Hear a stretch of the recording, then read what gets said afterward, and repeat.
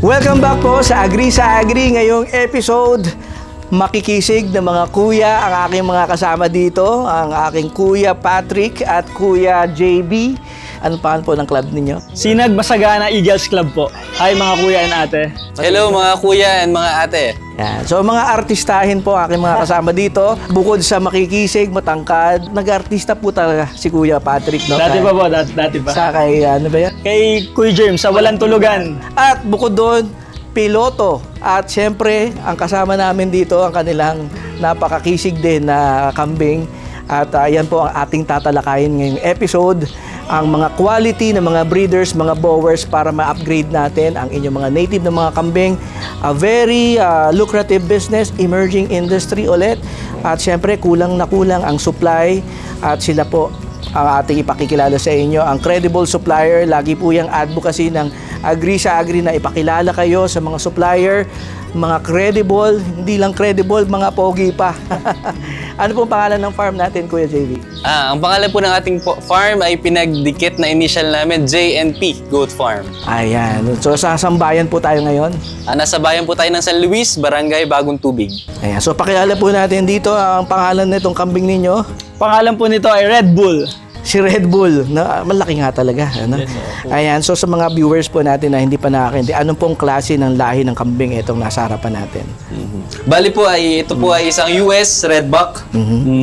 Ito po ay nag-uwi ngayon ng nakadiet po siya kasi nag 120 kilos siya last month. As of now, nakadiet po siya, 100 kilos po siya as of now. Mukhang nag-diet pa yung itsura. Yes po, nakadiet po siya kasi bumibigay na yung ano niya, kulungan niya. Yes po. Kaya ito ay isa sa mga sikat nyong breeder. Yes po, isa po sa mga dinadayo ng ating mga local and traditional farmers. Ayan, so sobrang sikat po niyan, sold out po sila last December. Yes po. Kung kayo naghahanap ng materyales, pang-upgrade ng inyong mga kambing, mga native na kambing, nandito po at kailangan pang pumila. Ilang buwan ba, ilang weeks ba ang pila dito? Bali po may ano po tayo, may date po tayo due date po tayo ng March. Tatlong breeders ang anak ng March. So pwede po tayo magpa-reserve by June, July, August, meron po tayong ma-out. Yan. So ganyan po katindi yung ating very in-demand na mga bowers dito sa Batangas at sa buong Pilipinas. At isa po sa tatalakayin natin kung paano mag-alaga nito. At syempre kilalanin natin yung inyong magiging future supplier at magiging kaibigan at mentor na rin. So from pagiging piloto, ngayon naman, oy, Red Bull, halika rito! Red Bull! Kuya, dali mo ulit dito kuya para makita nila. Yeah. Ubus na Ayan yung si Red ano Bull. niya eh. Halika rito, Red Bull. Mabait to. Kumain na kumain. Parang aso lang din, oh.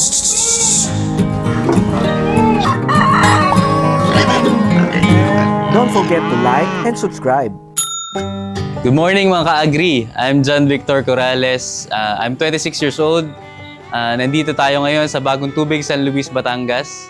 At ito po ang aking munting negosyo, JNP Goat Farm. Ang klase po ng ating inaalagaan kambing ay mga US Boer Goats. Binibreed natin for materials. Kumukuha sa atin ng mga galing sa local breeds na gustong mag-upgrade for US Boer Goats.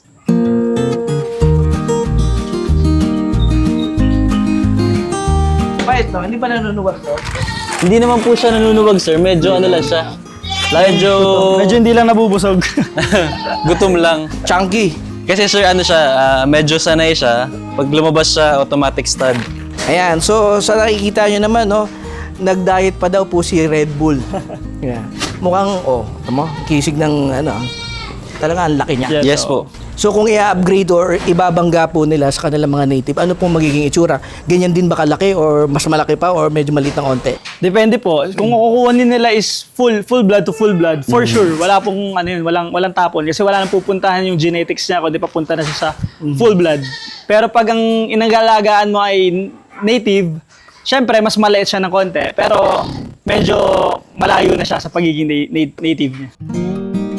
Hi, welcome to JNP Farm. I'm Patrick Dave Angeles, 27 years old. I'm the partner of Kuya JB Corrales. So nag-aalaga kami dito ng mga imported goats. Nasabi namin imported kasi ini-import talaga namin siya, main in US. Unang-una po, mas mabilis siyang lumaki. Yung growth niya, sobrang advanced siya. Siguro, yung pagkapanganak niya pa lang, makikita mo na yung bone structure ng kambing na times 3 yung size niya. Pag nanganak, yung mga native goats natin dito, makikita mo sobrang liit ng bone structure. Unlike dito, paglabas pa lang, makikita mo na may lahi yung kambing natin. So, gusto namin siyang i-introduce sa inyo kasi mag-alaga ka ng isang piraso nito, katumbas na siya almost ng 5 to 10 na goats. So, syempre, as farmer, sobrang hirap mag-alaga ng maraming kambing, di ba? Unlike mag-alaga ka lang ng 5 goats or 10 goats sa maliit na area na mas natututukan mo siya. Yung ating bang native, dahil maliit yung mga ating mga babae, kakayanin ba nila si Red Bull? Yes po, depende sa magiging size niya, size ng native. Pero wag po sila mag-alala kasi meron po kami dito ang sariling stud station na magagabayan ng inyong mga goats. Ayan, so ano ba yan? Natural method ba or pwedeng artificial insemination? Natural po. Natural ang ating stud.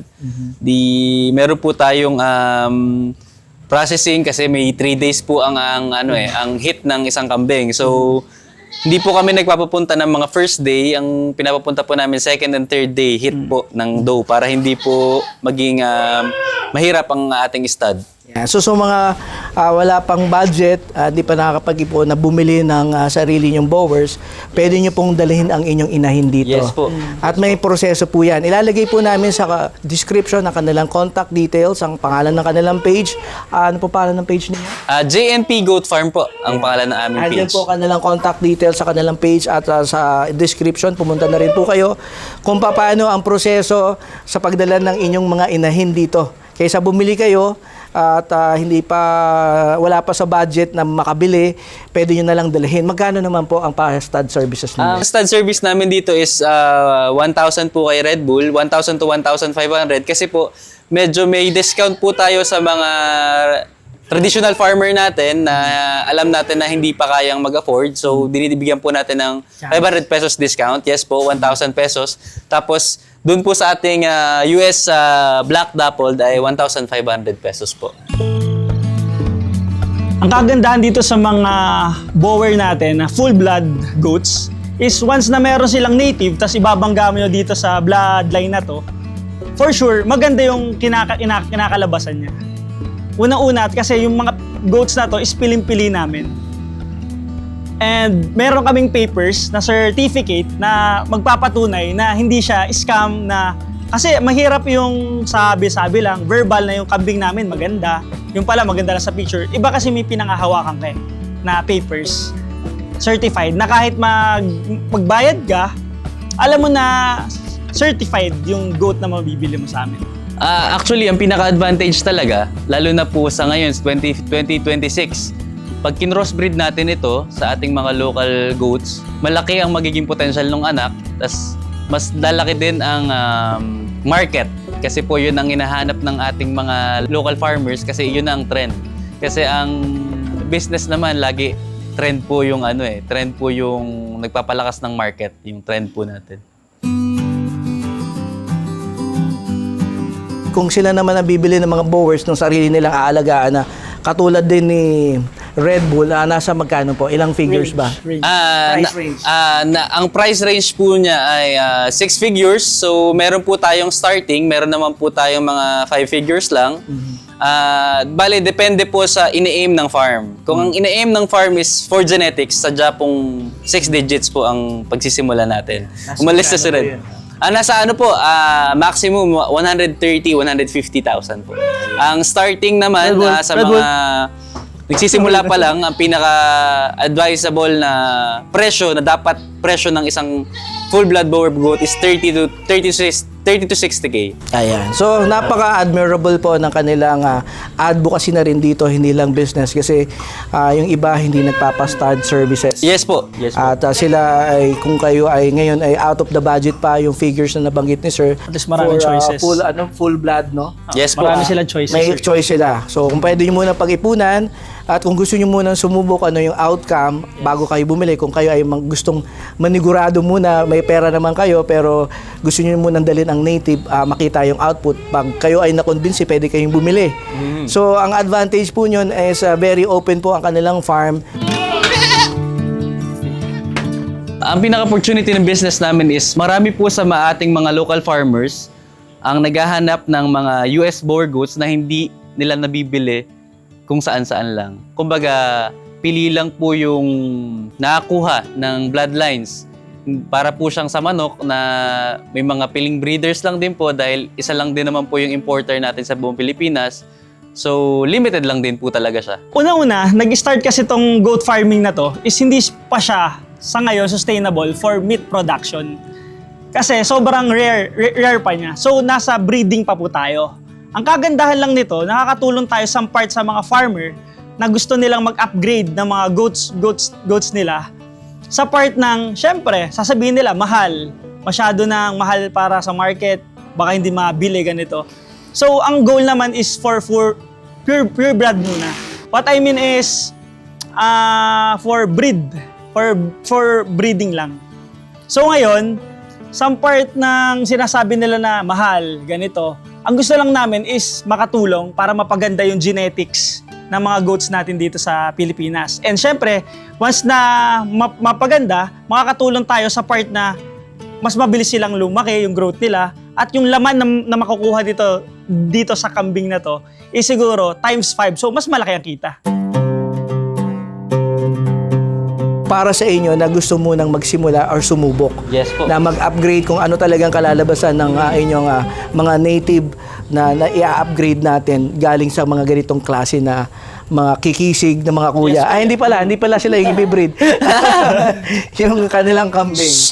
At sir, bukod po sa pag-breed natin, no, of course, gaganda ang kanilang mga native. Ano po yung talagang magiging advantage? Bakit kailangan nating i-introduce sa mga kababayan natin na i-upgrade na nila ang kanilang mga native na mga kambing? Mainly, ang traditional farmers natin as ang aim nila is makapagbenta ng per kilo or per live weight. Ang makukuha nila, once na magpa-stud sila, mata-times 2 agad ang weight ng kaya nilang i-produce. Kaya ano po, malaki po ang advantage ng merong dugong full blood po. Pasok na natin to, sir. Medyo magwawala na siya. Okay. Labas natin yung isa.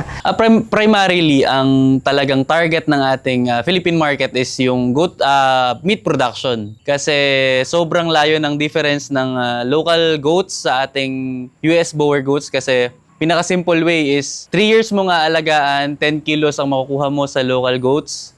Ang 3 years mo nga alagaan sa US Boer goats, makakuha ka ng 50 to 70 kilos ng karne. Kaya mo yan. Yan. Sasampa ng usa. Close mo na yan, kuya.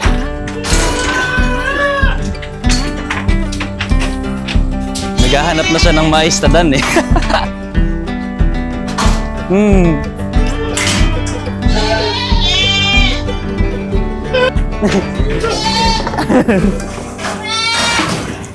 So lumipat na kami ng pwesto dahil si Red Bull busog na, nangungulit na. Gusto na bumalik sa kanyang cage. Ngayon naman nakasama natin si Asyong. Yung mga bowers nila dito, mga studs nila. Kingpin ng Batangas. Kingpin ng Batangas. I-describe naman natin si Asyong. Ba't iba namang kulay niya compared kay Red Bull? Yes, Kuya JB. Bale, ito po, 2024, nag-start yung trend ng parang kung sa aso is Dalmatian. Ito naman, ang term nila sa goat is Black Dappled. Ito yung Dappled. Yes po. Itong pinaka-term. Siya yung pinaka-trend Bale, yan. ito ang pinaka-top sa market ngayon. Gantong kulay. Tapos, ito is ang parents niya is from US.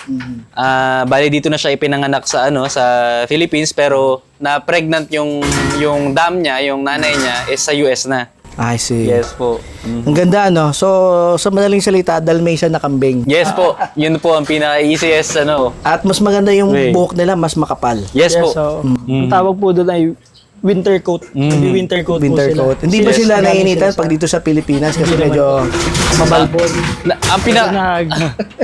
Ayan, nakawala yung isa. Ops. Wow. Kuya, anuhin mo nga, kuya.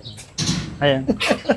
Sorry. Random ang ating video. Ayan, masaya nga yun. Me- Gusto ng Istadan. sumampa si Asyong. Kuha naman si Asyong, sasampa na daw siya. Ayan. Ano yung hinabol nito? Molasses ba yung iniinom niya? Yes po. Yun. So may molasses. Si Asyong gustong sumampa. Doon na muna si Asyong sa loob para matuloy ang kwentuhan natin. Okay. Yan na lang isa. Dali natin. Dito mo dalhin si Kuya. Wait lang, Kuya. Yung molasses. So yung supplements nila, pinapainom nyo ng molasses. Yes po. Ang ang source of mineral nila is molasses po. Gusto nang pumasok. Mga papansin sa camera po yung ating mga kambing dito. Yeah. Asyong. Ayan, si Asyong. Okay. So, very candid po yung ating shoot ngayon na Very normal sa Yeah, isang goat natural. farm. Yeah, Yes po. natural. Actually, yung sinasabi ng medyo nating mga local or old farmers na masiselan ang mga US Bower Goods ay hindi po totoo. Ako po ang nagsasabi na hindi totoo. Kaya lang po sinasabi ng mga old or local farmers natin yan, mga old traditional farmers, kaya nila nasasabi na maselan ang mga ganyan kasi sa presyo niya. Pero kung aalagaan mo siya the way na inaalagaan mo ang mga local goats, is the same lang po. Ang kaibahan lang po, mas malaki ang kikitain dito. Yun lang po. Tapos, yung sa structure nila, ang structure nila is muscle. Para po silang kung sa aso, para silang bully, American bully. Ganun po. 5 times na mas malaki po sila. etong si Asyong, isa sa mga in demand. Yes po. Bakit po gustong-gusto ng market? Bale parang ano po siya eh. Kung sa dog industries para siyang Merle. Yung Merle na term nila. Medyo mas patok siya sa eyes and sa... Maganda tignan. Yes po. Yeah, parang meron show ka ng ready. negosyo, may pet ka pa. Yes at the po. same time. Yes po. Yes Sa, po. sa mga, yung iba pong kumukuha sa amin, gusto lang po nila alagaan, parang as a pet, tsaka nakakaganda ng farm nila. Ayan. So, pag-usapan naman natin yung advantages. So, nabanggit nyo kanina sa interview, pag ito ang in-stud nyo or binanggaan nyo sa mga native, lalaki yung mga kambing. Yes po. So, pag sa meat production, ibig sabihin, mas maraming karne. Mas maraming karne, mas malaki kita. Ngayon naman, ang mga bashers natin, lagi nila sinasabi, no, ng mga kababayan natin, paano pa namin maibebenta yung mga kambing namin sa presyo ng katulad nung dati? May bibili pa kaya kung magiging mahal yung pang-meat production namin?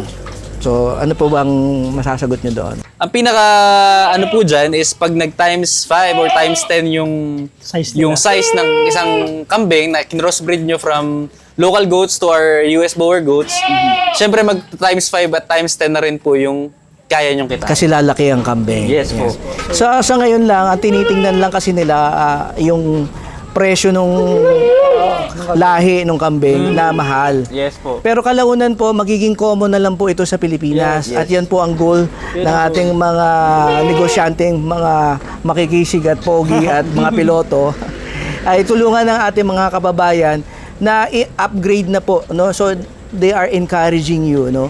Na i-upgrade ang inyong mga kambing for meat production. Mas malaki ang inyong kikitain dahil mas marami pong karneng may puproduce. Dahil Mas makapal. yan, mas makapal at mas mabilis pang palakihin. Yes, mas mabilis. Yan. So, wag po natin tingnan yung initial investment nyo. Sa ngayon lang po yan na medyo parang nakaka-intimidate. Yes. Pero once na lahat po ng kambing natin ay dumami na ang bagong lahi na upgraded, is magiging common na po yan na kambing dito sa Pilipinas. Yes po. Parang sa US. Yeah, so- Ginagawa na lang nilang beat yan. So, ang titignan na natin doon is yung per kilo ng karne na may produce nyo. Compared dun sa maliliit natin na mga native. Yes po. So, wag na po natin tignan yung unang investment nyo kasi given na po yun na talagang any type of business na i-upgrade nyo or expand, kailangan nyo pagkagastusan. So, wag po natin gawing or katakutan or ma-intimidate doon sa investment nyo pag nag-upgrade. Lalong-lalo na po dito sa kanila dahil they are opening their gates para sa inyo. Kung hindi naman pa kayo afford makabili, pwede niyong dalihin ang inyong inahin. Yes po. Ayan. Sa buong Pilipinas ba may mga ganong nag-offer o kayo lang? Actually, marami rin po, pero maraming high-end farms na ginagawang executive yung kanilang personal use yung kanilang box. Pero kami, as of now, as of talagang yun ang pinaka-way namin na pagtulong sa mga traditional farmer namin. Yan, lalo na sa mga taga Batangas. Yes po. Magkano ang discount ulit? Pag po, lalo na po dito sa area namin, nagdi-discount kami ng 500 pesos po para makatulong din sa kanila or sabihin na natin na yung ibabayad nila sa transportation papunta dito is ma-free na. Very admirable ang kanilang advocacy. They're giving discount at open ang kanilang farm para sa hindi pa ma-afford ang mower, dali nyo muna. Or kung gusto nyo munang manigurado, subukan. Yes Saka po. sir, marami silang range na pwedeng pagpilian. Yes. Depende po sa ilalabas ng mga alaga natin. Ang pinaka-goal namin ni Sir is, ano ba ang goal ng client? Is, kung ang goal ng client is talagang maximize yung profit ng isang goat farm, syempre po, ang initial investment natin, gagastos po tayo. Lahat naman po ng lahat ng business is pinag-iinvestan natin. So, tinatanong na po agad namin, straightforward sa client, kung ano yung goal ng kanilang pagsisimula. Kasi kung ang goal ng pagsisimula nila is para lang matry, syempre hindi po namin sila ipupush na maggumastos ng 6 digits or more. Ganyan po. Hindi nyo muna sila encourage na bumili. Yes po. So kahit na may sales kayo, Yes po, yes po. Hindi po kami nag-encourage na, lalo na po yung mga beginners na wala talagang idea, wag po muna. dali nyo na lang muna yung native nyo na inahin. Yes po. Bale, ang partner ko po ay si Patrick Dave Angeles. Naging mabilis ang trust namin sa isa't isa kasi parehas kaming pilot. Lahat ng pinagdaanan namin ay na-experience nung simula ng estudyante hanggang nag-training is parehas na parehas. So, naging mas relatable yung namin, yung experiences. Para habang kumakain siya. Para JB. Pasok ko yan. Nusubog na ako kanina. Nina. Mulit mo, sabi sa akin. Ito. Si Kuya JV, na-introduce niya sa akin kasi galing ako sa Lugi. Mahilig ako mag-alaga ng pet eh. Katulad ng sinabi niya, mas mabilis kami naging mag-close kasi pagkapareho kami ng course. Diyan ka lang, Kuya. Nawawala naman yan. So yun, ang kinalabasan nung sa pagkakakilala naming dalawa, so naging masaya ako na siya yung naging kapartner ko kasi na-introduce niya sa akin tong klase ng goat farming. Na nalaman ko is, kukunti pa pala yung nag-aalaga. So, ang taas pa ng demand niya. So, nagpapasalamat ako sa Diyos na kaysa nag-alaga ako or nag-fail pa ulit ako ng ibang business, nalaman ko na mas okay pala tong goat farming. So, salamat sa iyo, Kuya JV. So, yung sa mga nanghihinayang, 2 piloto, nag-aalaga na lang ng kambing. Sa mga nanghihinayang ng mga viewers, ano naman mangyayari sa mga karir ninyo? Ang mahal-mahal magpiloto. Hindi ba nagalit ang mga parents nyo, napaiyak, na nag-alaga na lang kayo ng kambing? Yeah po. Actually, ngayon sir, kasi anak Tuwa pa nga, sir eh. anak naman tayo ng Pumasok sa loob. Ayan, ito naman. Sige, pakita natin yung isa. Inahin naman. Baka Asyong. Ang kulit mo, Asyong. Ayan, balik ka dito, Kuya JB. Palabasin natin yung kid niya, yung anak mo na. At ito ang isang anak. Ito naman, parang kakatayin. Ayan, so bago natin pag-usapan yung mag-ina dyan sa labas, so hindi ba nasaktan o naiyak ang inyong magulang dahil ang mahal magpaaral ng piloto? Yes, po. Kayo mga licensed pilot pa naman. Apo. Actually po, hindi pa naman kasi natapos dun yung career namin. Actually po, natuwa pa yung parents namin. Kasi since nung nag-pandemic, syempre wala naman tayong choice na lahat ng na-stop sa trabaho or mga nag-work, lahat naman tayo na-stop. So, natuwa pa sa amin kasi naghanap po kami ng ibang side ng business, line of business or gagawin na makakatulong for the both of us. Kaysa gumimi ka, mag-party ka, or magbukmo ka sa bahay, at least, nag-venture pa kami sa ganitong kind ng business. Kaya mas natutuwa pa yung mga parents namin na itong mga to, ayos to ha. Kasi wala silang alam na mag-start kami. Nagkausap lang kami and then nag-go agad kami. Nag-take agad kami ng risk. Lalo na sa mga kabataan ngayon, huwag kayong matakot mag-take ng risk. Yes. Kasi masyado pa tayong bata. Marami pa tayong opportunity. Lahat yan, may mga downfall. Kung di para sa yung negosyo, minsan di para sa'yo. Pero higit sa lahat, marami kang matututunan sa mga downfall na yun. Katulad namin, at malay nyo, makahanap din kayo ng right person or kaibigan na pwedeng mag-introduce na pala sa inyo. Ang kukulit nila. At malay nyo, dahil sa video ni Sir, Agri sa Agri, mamotivate din kayo katulad namin na mag-alaga Yes po. ng pure blood cake. May plano pa rin po tayong bumalik. Pero sa ngayon po, pinag-iisipan ko na kasi medyo ako po, nag-enjoy pa sa ganitong klaseng negosyo, mag-business. Kasi una-una, nag-iisa po ako anak eh. Tapos, nag-enjoy din po ako dito kasi galing ako sa urban area, sa Manila, na ginawa lang is mag-aral. So, medyo nag-enjoy na po ako dito sa Nature Vibes. Pero si Kuya JV po is mag-go pa rin siya. Magpipiloto pa rin po siya. Ako po is napag-isipan ko para makasama ko rin po yung family ko.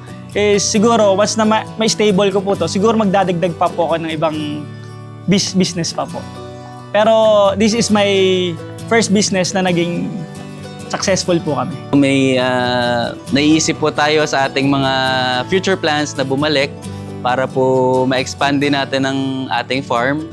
And kasi po ngayon, mas marami na po tayong time. Kasi po dati sobrang kasi sabay ang ACADS and training. Ganun po kasi ang pagpipiloto. Ngayon po na marami na po tayong time sa family and time for flying again, pwede po tayong lumipad para po ma-expand din natin ang ating farm po. Ito naman, speaking sa pag-aalaga ng pure blood, ito inahin. Yes po. Ayan, so ito pure blood talaga. Yes po, full blood. Bale, wala po tayong alagang crossbreed or purebreed. Full bloods na po lahat sila. So, ang kulay niya, kulay brown and white, pero yung kanyang anak ngayon is Black. Apo, Yes po. Anak po siya ni Asyong. anak ni Asher. Anak ni Asyong. Ano Yan, yung anak niya, lalaki, babae? lalaki po siya. So, Lalaki po ito, siya. for sale na to. Ano po yan? For reservation, 1 month pa lang po siya. Naka-reserve na. Yes po. Naka-reserve na. Ganyan po ang itsura ng 1 month. Yes po. 1 month. Sir. 1 month, oh. Kasi laki na nung native. Mature. Yes po. Oo. Nagpapabuhat ba yan? Yes po, sir. nagkabubuhat po yan. Hindi natin buhatin to. Ito parangan niya. Tumakbo. Okay, kuya.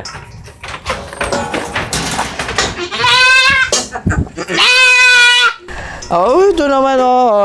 May pangalan na ba to? Wala pa po. Wala pa. Tama na, baka matadya. Yan, sir. Ang laki niya, Itsura laki, niya. laki niya. Saka mapapansin yung mukha niya. Oo. Iba. Ang bigat. Ilang kilo na to? Yes, sir. Mabigat po yan, sir. Mabigat. Opo. Diyan ka na. Di ba, sir? Ang bigat, no? Ayan. So, makikita niyo po yung pakita natin yung dalawa nilang pinaka-stud nila. Kikisig, ang lalaki. At yung kanilang mga inahin naman dito, magaganda at mabalahibo. Tsaka, mas nakakagiliw silang tignan dahil ang gaganda, pang pet, no? Yes po. Parang pet mo na rin. Hindi ba kayo nasasaktan pag i-out na yung kanilang mga anak? Medyo nung una, sir, talagang kasi ka na kasi nung baby pa lang, nakita mo silang lumaki, attachment, pero kailangan, pag business is business, kailangan nag-flow yung cash flow kailangan. Ayan, nandiyan na sa camera yung ating Medyo aggressive pala sila, no? Pag nakikita nila yung kasama. Yes po, bale, naging aggressive sila, sir, lalo na pagpares yung gender. Yung babae sa babae, nag-aaway sila. Lalaki sa lalaki, nag-aaway sila, ganun po. So, pinapa-experience po namin sa inyo yung feeling ng pag nandito kayo sa loob ng hawla. So, sa usapin naman na pag-groom ng inyong mga inahin, ano yung mga preparation nyo bago sila I-breed. Yes po. Pinaka-preparations namin, sir, hindi namin sila pinipilit mag-hit. Yun yung kaibahan namin sa ibang breeders na natural yung aming pinaka-mating. Natural, hindi namin sila tinuturukan ng kahit anong pampahit or kasi yung iba, yung inducer ba? ginagawa nila ng pampahit, Kami, sir, natural kasi doon mo makukuha yung yung pinaka peak na healthy na inahin. Yes po, kasi pag pinilit natin na mag-anak yung inahin, babawiin tayo sa sa production. Pangit either pangit yung production or pangit yung gatas nila. Yan po. Yeah, siguro may mga viewers tayo ngayon na nagtatanong, kayo ba nagbebenta ng babae? Yes po. Nagbebenta kami ng babae po. Actually, kakabenta lang namin itong last month, no? Nagbenta kami last month kasi hindi na namin natanggihan si client kasi gustong-gusto niya makakuha ng ng breeder from us. So, tinulungan namin siya. Ngayon, aanak na siya January 28. January Kaso ang 28. kagandahan, schoolmate ko siya. Piloto rin. siya. Piloto rin. Yes Taga po. dito. Halos lahat Anong ng pangalan piloto ng na ano niya, in-invest nyo lang ng mag-ano farm kambing. niya? Ewan ko Captain's Goat Farm yata. Captain's Goat Farm na nag-i-start pa rin Saan niya. Nag-i-start. probinsya naman Dito siya? rin po. Tuwi, Batangas. Batangas. So parang mga tropa na ng mga piloto, nagkakabing Yes, oo. na lang. Yes po. So pag pure blood din, ilan naman ang pwede nilang ianak? Kasi yung mga native, minsan nakaka-bonus sila, nakakatatlo. Yes po. Tatlo at the minimum. Sa ganito bang klase ng lahi, ilan ang kanila nagiging anak? Same lang po. May umaanak po ng pinagbibigyan tayo ng Diyos na 5, may 4, ganyan po. Kaya mag-anak ng Yes 5? po, kaya po mag-anak ng 5. And sa mga videos po, sa mga page namin, may nakita pa po kaming umanak ng 7. So, kumbaga, wala pa rin pong limit. Kaya yung yung pinaka-average lang kasi noong lalo nung unang panahon is 2-3. Dalawa. Pero ngayon, kaya na nila mag-anak ng 7. Kaso, yun nga po, may mga risk. Lahat ng mga ganyan po, mga binibigay, may mga risk din po kasi Sa gatas dalawa lang nila. po yung Dede pwedeng nila. dumede sa inahin. So, So, siyempre, kung mortality pa rin po. 4, mahirapan Kumbaga, siya. marami. kung swertihin ka man sa marami, hindi naman swerte yung pag-aalaga kasi talagang puyat po, sir. Kumbaga, okay na yung maging grateful na kahit 2 lang or 1. Yes po. Ano ba yung masasabi nyong mahirap or challenging para sa mga ganitong lahi? Nung una talaga pinaka-challenging sa goat farming is yung pakain nila. Yun talaga yung pinaka main problem ng lahat ng farmers, ng mga goat farmers is yung pakain. Ngayon nga, dahil nga na-modernize na yung dahil na-modernize na yung ating pag-goat farming, meron ng mga supplies ng silage na pinapadali na yung trabaho. Yun nga lang, syempre, may additional expenses po yung convenience. Kaya, yun nga po. Pero, talaga siya, nababawi naman po and mas okay po yung profit is mas less risk kasi mataas po ang risk ng cut and carry kasi dyan po nakukuha yung mga nakakalaso na insekto and dyan po nakukuha yung mga pagdadayariya ng isang kambing. Yes po. Ayan. So, mas kitang-kita naman ng mga viewers natin, mas malaki, mas chunky, mas makisig. Pagdating naman sa pagkain ba, magastos ba silang pakainin? Meron silang dapat na maintain na daily intake ng feeds at daily intake ng ng forages, ganyan po. Ano bang pakain nyo sa kanila dito? Feeds po at Silage. saka po silage. Tapos And hinahaluan ng meron kayong molasses at Yes, kanilang opo. pinapakain. Yes po. Hinahaluan lang po namin Hinahaluan ng namin ng molasses for additional minerals po. Ganyan po. Yes po. Maamo Maamo po ito. Ito lang po, kaya mapapansin nyo sa video, medyo medyo slim siya kasi ito po yung ginagamit namin as sire ngayon, as buck. Kasi ganito po ang build ng isang nag-i-stud na buck. Full condition. Yes po. Hindi siya Yan po. sobrang laki. Yes po, Hindi siya kasi po sobrang- pagka kumapal sila, maapektuhan na yung pag-stud nila. Tatamad sila mag-stud, ganyan po.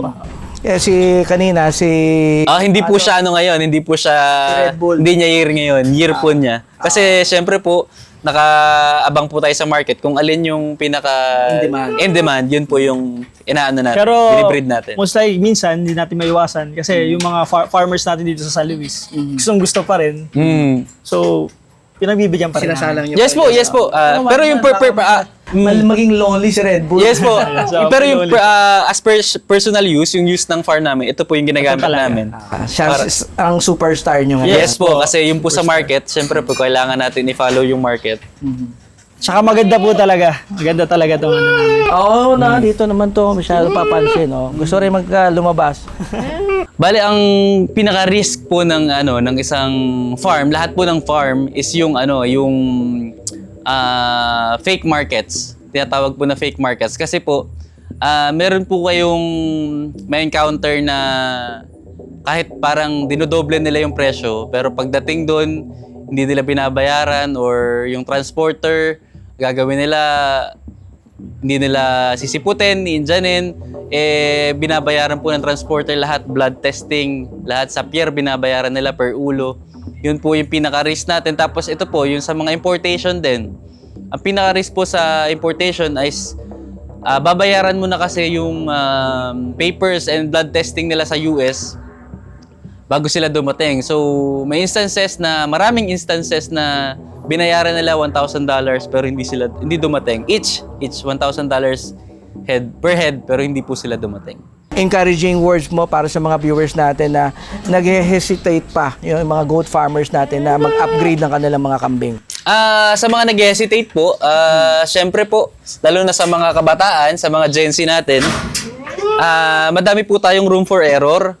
Hindi lang po sa goat farming, kahit po sa mga ibang agribusiness, marami po tayong room for error. Dapat po, mas okay po na subukan natin habang bata pa kaysa yung it's too late. It's too late for us to try, ganun po. Kasi ito po, para ma-encourage ko kayo sa kambing, nag-start po kami, pwede po kami mag-send ng picture kay Kuya, na yung pinag-start na namin, kung gaano lang siya kabilis. Siguro 3 to 6 months na agad namin, napatayo namin to yung Pero makikita niyo yung before and after, napakabilis lang. Yun po yung pinaka-encouragement namin. Tapos, sinabi ko nga po kanina sa solo interview na kaya niyang tapatan yung kayang swelduhin ng isang piloto. Binubuksan niya na. Sige, hintayin nga natin kung kaya niya buksan. Yes po, kaya niya po yan. Ayan. So, sa mga curious po, gaano po ako, ilang square meters po itong inyong cage niya dito? Ito po ay, itong cage po namin na is 12 by 20. Siguro mga 150 square meter. Hindi, kuya, yung pinaka-lot area po ng farm na pinaka-compact, parang 88 square meter lang yan. Oh, kuya, yan Itong lang. Cage lang. Cage. Yes po. Pero yung pinaka-lot, medyo, may medyo malawak po yung area natin ng mga waiting area at saka yung Tsaka guys, para sa hindi clients. natin kailangan mag-start ng ganito na agad. Yung metal, dapat Yes po. naka-building ka na agad. Pwede natin gamitin kung anong meron kayo sa Yes po. Makikita Traditional kawayan ng gamit. kawayan, Hoco lumber. Yeah. Pero ito ang pinaka na-admire ko dito is yung inyong flooring. Yes po. Kasi madaling linisin. Yes po. At kasi kung kahoy, minsan yung mga bacteria dyan kumakapit. Yes, mo, Ito sir. plastic, power washer nila Yes po, malilinis. power Saka sir, sprayer. kung mapapansin nyo, wala siyang amoy. Kambingan siyang, wala siyang masyadong amoy. Maamoy lang dahil dito Hindi sa kayo back. ma-intimidate sa amoy. Yes po. At hindi Saka hindi rin- nakakaya sa sa mga- Kapitbahay. Para Pati sa po mga kapitbahay sa mga natin. sa mga nagsisimula na compact lang yung area or limited ang area, Baka hindi iisip kayo hindi magagalit yung kapitbahay sa inyo buksan na. kasi kasi hindi siya maamoy. Marunong talaga magbukas. Nabuksan niya nga yung pinto talaga. Asyong, masyado kang hayok. Traditional farmers kasi natin is lagi silang naghahanap ng malaking space kasi automatic pag naalaman nila na kambing, ay dapat malaki ang space niyan, dapat maraming yan. Ito pinakita natin dito sir na lalo na sa mga bagong farmers na pwede ito sa compact area. Kailangan lang natin ng supplies ng mga silage. Yung kailangan natin i-modernize ang pag-farming. Paano ko nasasabi na mas madali palang alagaan to? So, kaya nga sinabi namin na modernized goat farming. Unang-una sa area, siguro mga 100 square meter to 150. Pwede ka na mag-alaga. Unlike yung iba, siguro mga kailangan mong may lupa ka na medyo mas malaki, nasa 300 to 500 square meter. So ito, minodernize na namin. Kung meron kang maliit na bakuran, makakapagsimula ka ng 2 kambing, na yung 2 kambing na yon, kung yung kinikita nun, is para ka na nag-alaga ng 20 na goats. Maganda ang flooring, matibay ang mga cages, bakal, pati ang roofing ninyo. Magkano yung naging investment nyo dito sa ganitong klase? Sa 80 square meters na cage. Bali po, syempre po, minodernize natin tapos medyo tinagbayan natin yung Flooring. pundasyon natin sa ilalim kasi puro po big goats po yung ating 80 to 100 kilos each. Kaya po tinibayan natin, medyo gumastos po tayo ng almost dito sa medyo malaki nating cage, gumastos tayo ng almost magkano? 400,000 po. Doon po sa small cage, gumastos kami ng mga 150 to 200,000 po. Doon po sa small cage. Kaya po sabi nyo medyo parang mahal. Kasi po yung mga bakal na ginamit namin is yung makakapal na po. Yung pinaka-high-end na. Kasi para di na po kami mag-renovate. For long term use. Kung long term na, kumbaga one-time investment. One-time na siya, investment. Yes po. Kung long term na rin. Yes po. And yung ginastos naman namin po is yung yung ginastos naman namin po is profit na rin po ng farm. Hindi po kami agad nag-upgrade ng kulungan. Profit na rin po ng farm. Maligalig to si Asyo. So, there you go. 80 square meters. Masasabing model farm.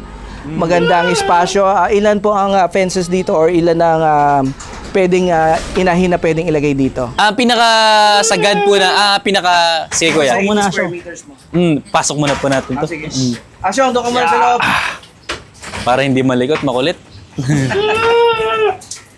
Bale, ang maximum natin kuya dito is 5 na breeders. Tapos dito, ito yung winning area natin, yung pagwawalay. Dito yung lalaki, dito yung babae. Ngayon lang, sold out tayo. So, ang pinaka natin sa farm para hindi masyadong at saka hygienic ang isang farm, pinag-separate natin sila para maluwag sila tingnan. Ito ba, nabawi nyo na yung expenses ninyo? In many months or years? Yes po. Nabawi naman na po ang expenses. Tuloy-tuloy naman po ang profit. Sabi nga po ni Kuya Pat, nung una nagsisimula, first year namin is para daw po itong para siyang bangko. piggy bank. Oh, yes po. Para siyang po piggy money bank. machine na passive income. Na hindi Kasi mo na mamalayan. Para siyang isang one-time investment na di mo napapansin. Every 6 months, kumikita. Hindi mo naman napapansin na na siya, malaki na yung kita. Yes. Ganun po. Saka dumadami na sila. Ito bang business na to, kailangan yung ipamature mo ng ilang buwan ang mga kambing bago nyo ma-out? 3 to 4 months, pwede na po silang i-out. Tapos yung sa pag-breed naman po, yung interval nila is depende po sa natural way of fit nila. May 5 months, may 6 months, pero as much as possible, yung mga breeders namin dito kasi is Pilina, meron na silang personality na kaya nilang pumasok sa sa 2 cycles in a year. Kaya ganun po. So yan lang ba ang income natin dito sa pagkakambing? Ano pa yung mga possible na revenue making nyo dito? Sige po.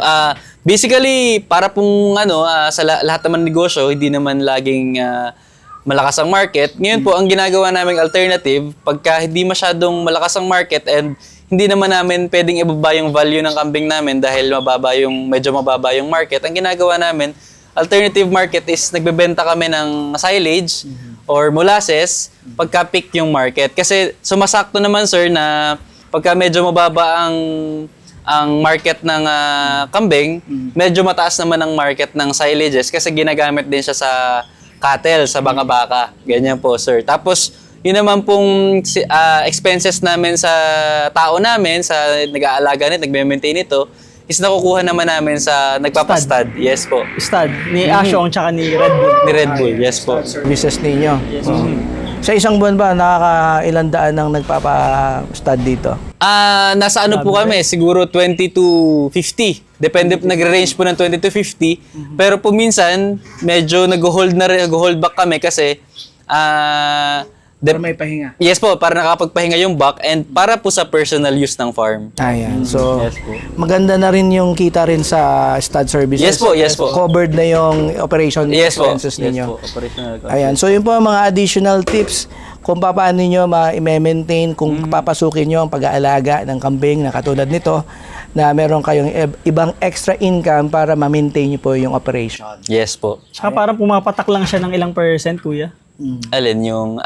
yun po, ang pinaka-annual namin na annual goal, yung expenses namin, hindi dapat papasok ng 10 to 20% sa annual profit namin. Yun po. Ang pinaka-goal ng farm. Pero hihit naman namin po. Most of the time, nahihit naman namin. Yes po. Ayan. So, to wrap it up, parting words. So, para sa akin, hinihikayat ko kayo, syempre, hindi naman masama magtrabaho. Pero syempre, tumatanda rin tayo. Hindi tayo habang buhay na malakas. So, lahat ng goal natin, lalo na mga Pilipino, goal natin is magkaroon ng farm. So, kung wala naman tayo pambili ng farm, or pwede tayo mag-start sa ganitong klaseng farm. So, hinihikayat namin kayo, lalo na sa mga new millennial farmers ngayon. If nandidiri kayo, so sa pag-aalaga, pupunta ng mga bukid-bukid. So ngayon, meron na tayong tinatawag na modern farming na tinatawag. At marami pang iba. Kaya JB. Kami po, ini-encourage namin, lalo na yung mga nagdadalawang isip sa farming o kahit sa hindi sa goat farming, kahit sa ibang agribusiness. Kasi kami, marami rin kami sinubukan, hindi nyo malalaman kung ano yung compatible na business sa inyo hanggat hindi nyo tinatry. Yes. Yan po. Kasi kami po, siya nag-fail din siya, agribusiness din. Ako, nag-fail din ako so many times sa agribusiness. Pero dito, actually, ito ang pinaka-compatible. Tingin ko sa mga, lalo na sa mga bagong farmers, ito ang pinaka, beginner-friendly na agribusiness. Ayan. Mga young blood, no? Ilang taon lang ulit? 26 po ako. 27. 27, mga young blood. So, si Kuya Patrick, no, nabanggit niya na agad yung retirement, tumatanda at the age of 27. Very far ahead na yung nakikita niya na mas long-term na goals, no? Sige po, go ahead. Imbitahin niyo sila sa mga gustong dumalaw dito sa inyong farm. Okay po, hello po mga ka-agri sa agri. Pwede nyo po kaming i-farm visit dito sa Barangay Bagong Tubig, San Luis, Batangas. Pwede nyo pong i-Waze or Google Map Dual Fuel San Luis. May free consultation po kami, tapos exclusively yung mga clients namin na hindi kayang i-market or wala pang masyadong pangalan sa industry, pwede naming tulungan sa market or kami na rin mismo yung bibili. Oh, wow. Yan. So, magandang opportunity yan. Doon naman sa free consultation, huwag kayo mag-hesitate na pumunta dito sa amin, mahiya. Kasi lahat naman na nag-i-start, nauna yan is pinag-aaralan muna yung isang negosyo. Like, lalo na sa agri-business at livestock, na kasi lahat na inaalaga natin is may buhay. So, huwag tayong matakot kasi i-guide namin kayo from bottom to top. So, hinihikayat namin kayo, guys. Let's go! Yeah, so napakaganda po ng kanilang mga parting words. Importante po na kilalanin natin ang ating magiging supplier, gayon din mga future mentors na, no? So hindi lang po sila magsusupply ng inyong mga credible na magagandang mga lahi na pang-upgrade ng inyong mga alaga, kundi mga credible, makisig pa na mga mentor. Mga kuya, agree ba kayo sa agri? Yes Agri po! sa agri! Agri sa agri! Don't forget to like and subscribe.